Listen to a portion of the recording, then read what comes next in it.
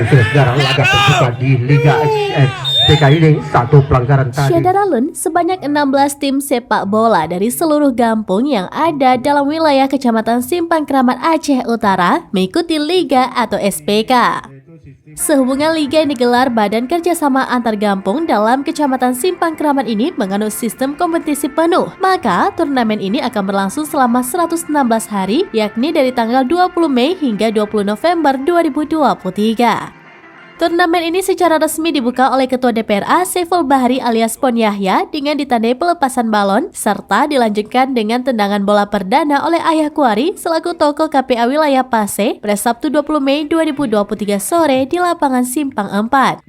Ketua Badan Kerjasama Antar Kampung dalam Kecamatan Simpang Keramat Muhammad Romi selaku pihak penyelenggara dalam laporannya menyatakan liga ini diikuti 16 tim, yakni dari seluruh kampung yang ada di Kecamatan Simpang Keramat.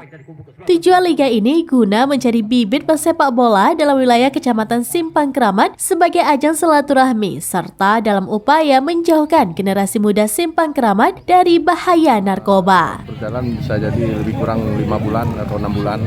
116 hari. 16 hari ya.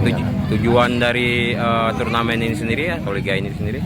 Yaitu yang pertama untuk mencari bibit pemain khususnya Kecamatan Simpang Keramat, kemudian untuk menghindari pemuda-pemuda ataupun remaja-remaja terlibat narkoba dan perjudian online yang marak sekarang.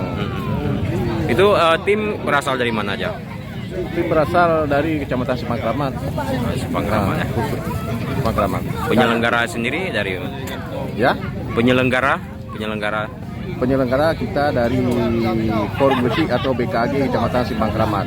Jadi bekerja sama dengan Muspika Simpang Keramat dan Mukim dan tokoh-tokoh masyarakat. Dari Loksmawe, Saiful Bahri, Selaminus.com.